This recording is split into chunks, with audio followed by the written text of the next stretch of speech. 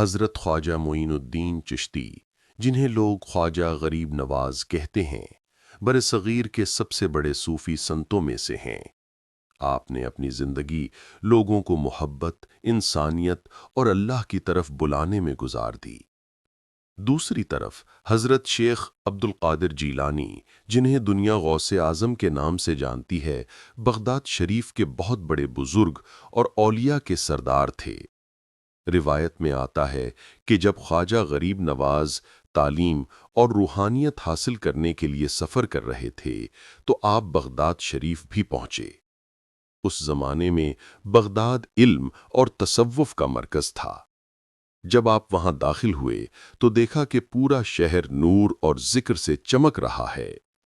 لوگ کہتے تھے کہ اگر کسی کو اللہ کا دوست دیکھنا ہے تو غوث اعظم کی محفل میں جائے۔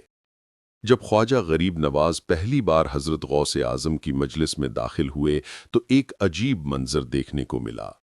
جیسے ہی آپ اندر پہنچے، غوث اعظم فوراً اپنی جگہ سے اٹھ کھڑے ہوئے اور فرمایا، آؤ معین الدین، تم ہندوستان کے سلطان الاولیاء ہو، تمہارے قدموں سے ہندوستان کی سرزمین روشن ہوگی۔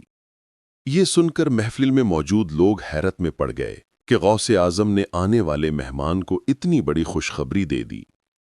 اس کے بعد خواجہ غریب نواز نے کئی دن بغداد میں گزارے۔ انہوں نے قرآن، حدیث اور تصوف کی تعلیم حاصل کی اور غوث اعظم کی بارگاہ سے روحانی اجازت پائی۔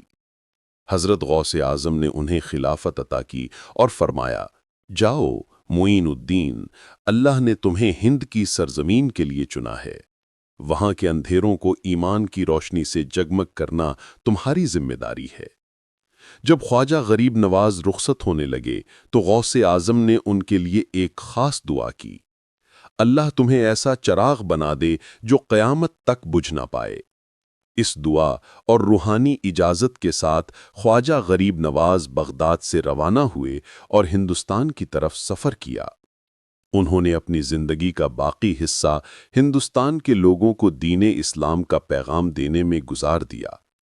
لاکھوں لوگ آپ کے اخلاق، آپ کی خدمت اور روحانی فیض سے متاثر ہو کر مسلمان ہوئے۔ آج بھی اجمیر شریف میں آپ کا مزار دنیا بھر سے آنے والے لوگوں کے لیے فیض اور رحمت کا ذریعہ ہے۔